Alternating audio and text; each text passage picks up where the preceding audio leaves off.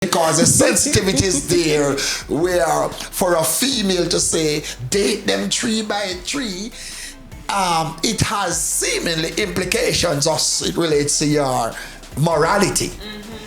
But kind of less sensitive when a man may say that, I imagine.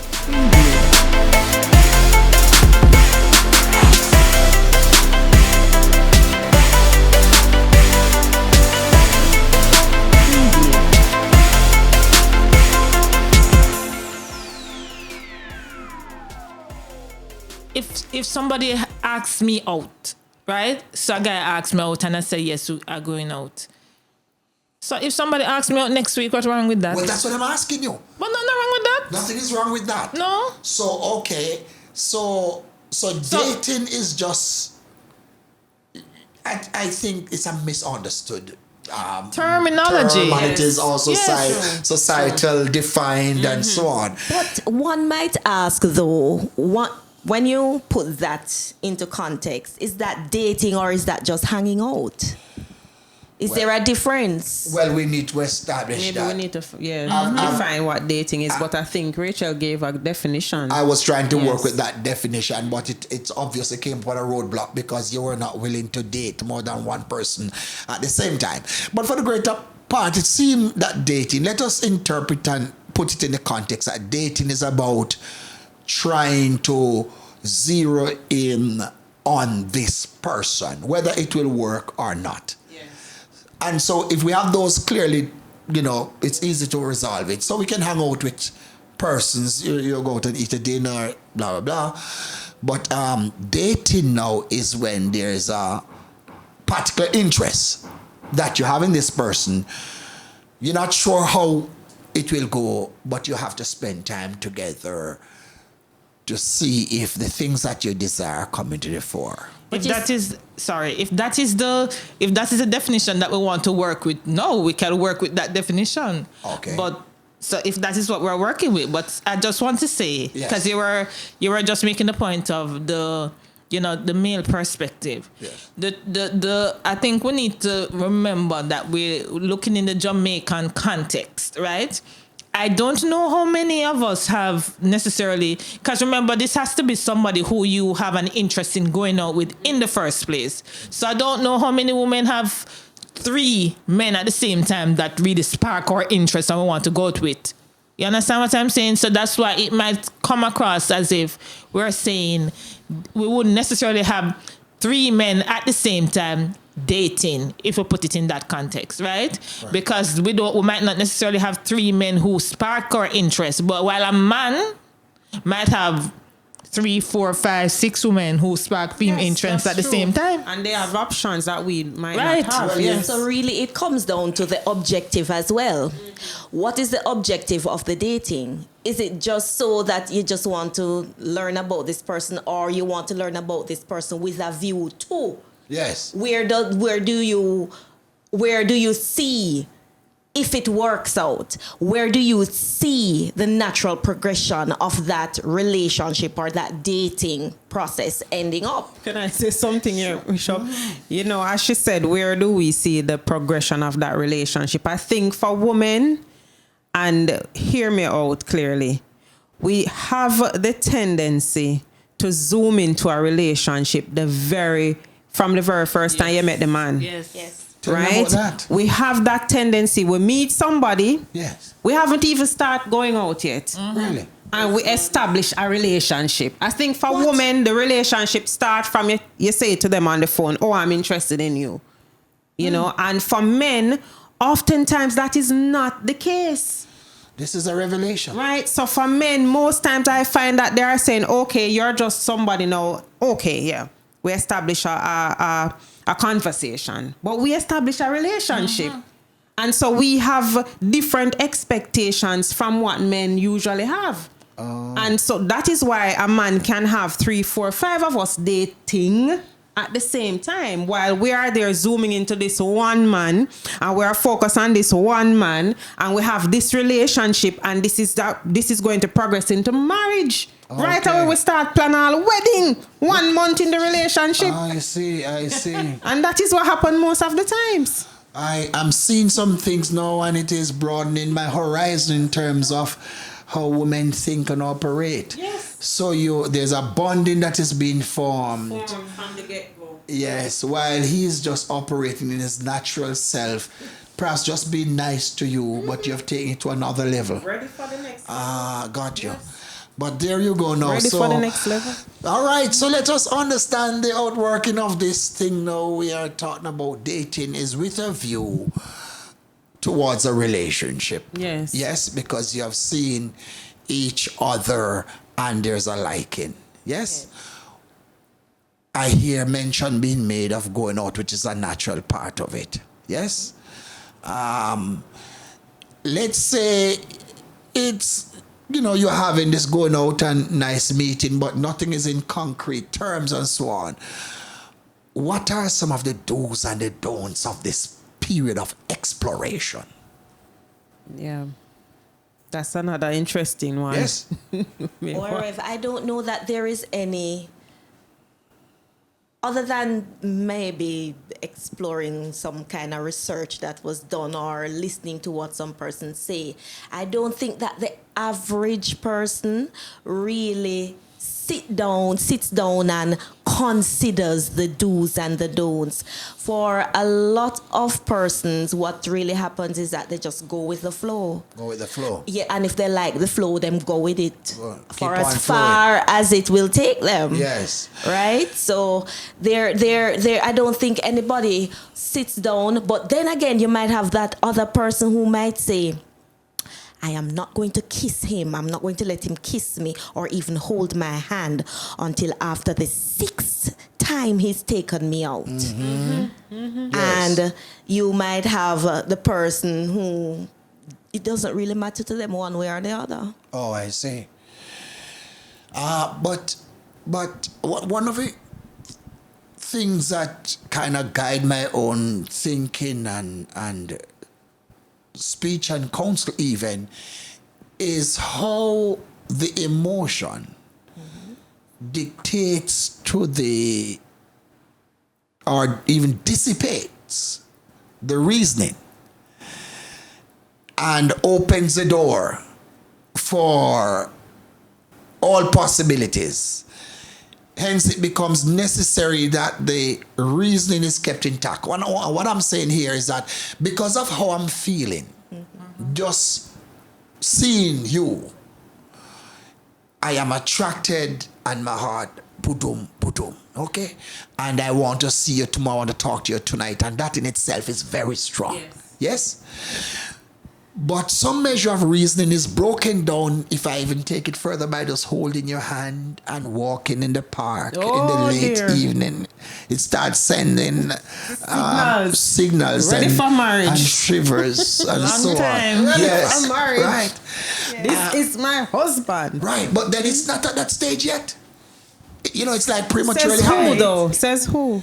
By all accounts, because it's early into it, you don't know the person yet. You don't know if the person has a reasoning ability, as this, guest is saying.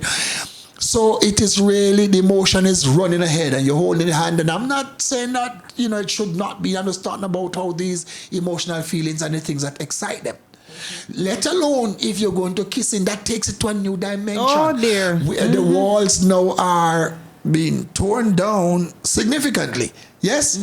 And of course, I dare say sadly, when sex comes into the picture and the commitment is not clear, Yes. then that sets up the whole thing for a great destruction. Yes, Yes, and and, that is true. And I agree. I must add, especially you mentioned sex. So this is another interesting thing about women.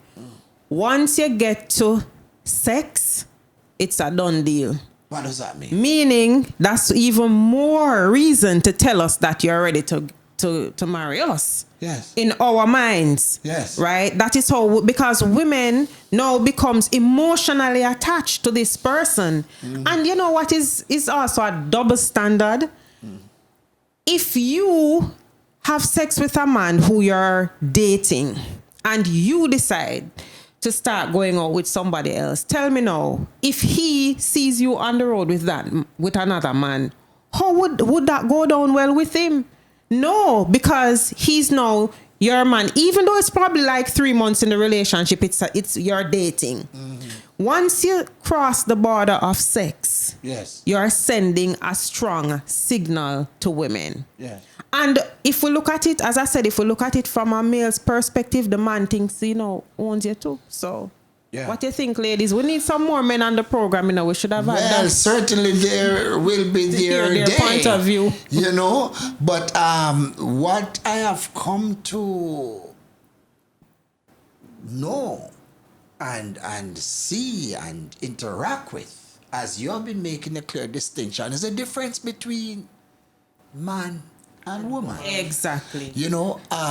I say with a measure of, casualness among some of my peers and my co-workers that I am writing a book. I have been writing a book of woman. Yes? And no, I have not been able to finish the book because every time I think I am moving on to chapter 2, I realize that chapter 1 is not finished. And so it's a whole thing about how women think differently. You talk about this most intimate exchange of being involved sexually. A man literally can get into that relationship and 5 minutes down the road, he forgot about it. Exactly. Yes, while you're saying, which I've been convinced about that is something that lives with the woman for a long time. We see the future. Yes, and consequently, you stand to be more devastated out of a broken relationship. Yes. But what we are now saying, as we perhaps have to hold this one, is there's a need in this foundation stage of relationship to be perceptive of the red flags. Yes. Yes? But the feeling that people feel can overshadow the red flags that are being shown. Exactly, especially if sex comes into play. That is a great compromising activity there. Yep. So we have to, so you being largely from Christian, background, let's close out on how essential is the community, as in the church, as a community, in helping you to go through the process in what I may call manageable portions and not to go head over heels because you meet this person online and you are so taken up in the sky that you have lost all, solid base. I was just going to say, when you were you were making the point about the do's and don'ts, right? When, enter into a relationship.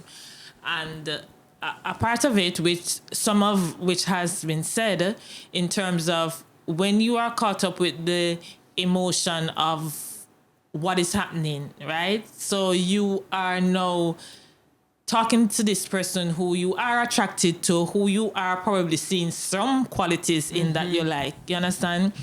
I don't know. Yes, you have to be looking out for red flags, but the truth is that in the moment, red flags not really so red. Right. The red flags is looking very pink. Yes. And purple. So the truth is that it's where you actually need people around you, people who are in your life, people who you trust, right? Who you can actually probably talk to, who can point out things to you. You understand?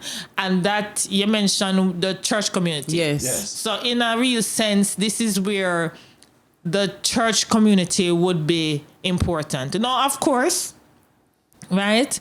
When you say church community, personally for me, it's not everybody going to be all up into my business, right? But of course, it depends on who you are close to. You understand? It depends on who you are close to. And there has to be persons in the community who you are able to share whatever with. You understand? So you're not into no secret relationship where, boy, I can't tell somebody that, boy, I'm talking to this person and, boy, I really like this guy and whatever else there is to share. So, of course, you'll have friends who you can share, and it is for them to kind of keep you accountable. Hopefully it works, because sometimes you want what you want. Oh, yeah. You understand? Sometimes you want to, and that's the truth of it. Sometimes you want what you want. But depending on, you, like for me, I know that even if you say something to me, I'm upset about it, I'm going to agree with you, right? And you're telling me, boy, Rachel, you know that I don't think X, Y, Z. And I might be upset and I might not want to listen in the moment. But it's going to be something that I think about. It's going to be something that is like a seed that is planted. You understand? So at least that will be, that will serve to caution me. You understand? So, yeah, I'm ready for the relationship. When it comes, yeah, I'm ready. Yes. So you are inviting persons to speak into you when they see anything shady. Yes, that's what you're saying. Yes, and I tell, and my friends know this about me, right? Those persons, my pastor know this about me too. You understand? So there are persons who know this about me. I'm like, tell me. Yes. I mean, not necessarily I go listen to you at the time, but tell me. You understand? Tell me. I want to hear. I don't want you to see me going down this path and you allow me to go down there and drop into the hole. You understand? Tell me. No matter, because as I said, I will think about it. It's something that is going to be, in my mind, and it's going to lead me to look out for even some of the things that you have said or probably pointing out. You understand? Very well. But you know what is true also, Rev? Unfortunately, some of us treat the relationships maybe like how we would have probably treat evangelism. So, and I'm saying this to say the persons who are supposed to be sharing the good news, they don't really want to share the good news. So what they would want to do is that they're going to keep it with themselves and they're going to wrap themselves up in it, in this good feeling that they feel. They like it. And so they're smiling more often. And somebody said, what a way you smile. And, and they just smile some more. I think that a lot of times, based on the kind of pressure that, or the conceived or the preconceived the pressure that persons think that the church places on them, they're not going to want to share with somebody. Not unless they are comfortable knowing that the person either up to where them would are up to, or is a situation where they know that the person not going to say to them, don't do it. Because they want to enjoy this feeling, Rev. Yes, so they want to enjoy this feeling. So they're not really going to be sharing it with anybody to say, listen, I met this young man and he tells me that he likes me and that I'm beautiful and he wants to take me out on a date and we're going to Port Royal to eat fish on Friday night. Yes. And it's just the two away alone going. No. Persons don't generally go into or engage other persons. Yes. And a lot of times that is, it's to our own detriment. But there may be, well, I don't know if they really exist. I really hope they do. There may be the one or two persons who decide that, I want to talk to my pastor about this first. But is that practical though, Janet? I'm just saying. If somebody invite me over, I must start with my pastor first. But just ask. And that is the reason why I'm also saying that persons really don't generally engage somebody else in the initial stage of things. They're so wrapped up in what is happening. Their emotions have run away with them and they're just so enjoying themselves. They want more of what it is that is currently going on. Yes. Or they may tell a girlfriend more than their pastor. Right. Yes. So let me, as we represent the pastoral committee, that whereas I don't think that at the initial stage or whatever stage the relationship may be deemed to be at, that personally as pastor that I have to be involved, but I am not prepared to get into the rubber stamping of relationship. I desire for my young people and my mature adults, single adults even, to be married. But they are very clear on my position. I am not prepared to rubber stamp it. Yes?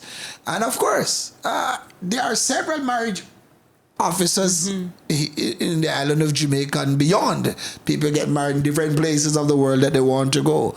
But it is critical for me, premarital counseling. I've seen too many devastation, too many short-lived marriages that had they gone through the proper process, not leaders, church leaders who want to control people, but sometimes the umpire, if I allude to a cricketing term, is seen from a different angle and would want to point that out.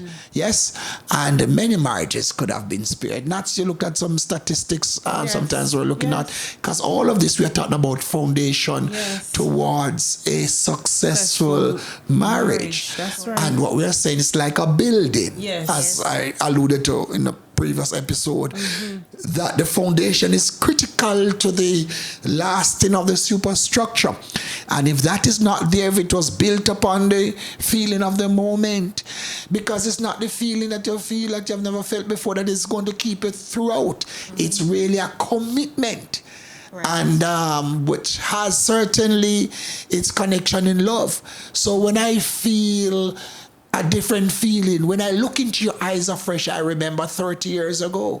Yes, when I look into your eyes, I remember my 15-year anniversary, and the list continues like that. Yes. So there's a place for at least church leadership to play, but not necessarily at the very embryonic stages and so on. That's right. And so we have to build on that. What we are saying, not to warn against the red flags and what we should respond to. What say you? Right. I totally agree. I mean, but as Rachel said, sometimes the red flags are staring you in the face. But because one, the relationship is so advanced, meaning in 3 months you probably already slept with a person. Look at that. And for a lot of us, Now as I know said, you're not talking about Christians here, right? I'm talking about anybody. I mean, I'm talking about anybody, whether you're a Christian or not. Okay. The reality is, Bishop, there are Christians who enter into relationships with similar expectations, jumping, and they end up with having sex within less than 3 months in the relationship, and they are hoping not yet married, and they are hoping that this can progress into marriage. It's a new thing. It's a new thing. It's new. What do you mean new thing? New, like people are not waiting now to be married. Right. I mean, but this has been going on for a long time. But even now, it's even worse. It's worse now. No, it is even worse. You know, people are in heat, under fire, as you said. People are in heat. People want to get. I mean, the society, sex is just out there. Yeah. Sex is just everywhere. On your phone, you Google, it's just accessible to everybody. And so it is even more so now that we have to be so careful of entering into relationships and have a certain, to start having certain expectations from early, and then you enter into sex and you recognize this is not the person for me. But, you know, just as they would say in Jamaica, take shame out of our eye. Yes. Me just proceed. Okay. Whether or not I think that the foundation was really set, and this is the person I really love and want to get married to. So it's a big red flag. Big red flag when somebody approaches you for sexual favors in what's supposed to be a relationship as a Christian, but you're not yet married. Exactly. Because they said they're not buying any pussy bag. Not buying. No, a lot of men will tell you straight up. Yes. Well, a lot of I've met men who will tell you straight up that they are not buying any pussy in bag. You're talking about men in the church. In the church, of course. You're talking about Christian men. Christian men. What you're saying to They're me? not waiting on you. What you're talking about? They're not waiting. They are ready. And that is what happened a lot of times why we end up marrying the wrong people. We'll have to continue this one. Yes. Going forward, because we are serious about laying a proper foundation for a successful marriage. Yes. Until next time, yes. I am your host, Donald McFarlane. I want to thank our sponsor, Mattox Health and Fitness, and our producer, George Walker. Perhaps we need to have George on one of the other programs on the main side. Yes, but want to thank these persons. And Natalie, you want to tell us how I want you to also continue to follow us on all our social media platforms. We enjoy the comments. Right. Remember to like us on Facebook at New Foundation Christian Ministries. Follow us on Instagram at NFCM Official, and on YouTube, remember we're at New Foundation Christian Ministry. Remember to subscribe, press the bell, Thank you.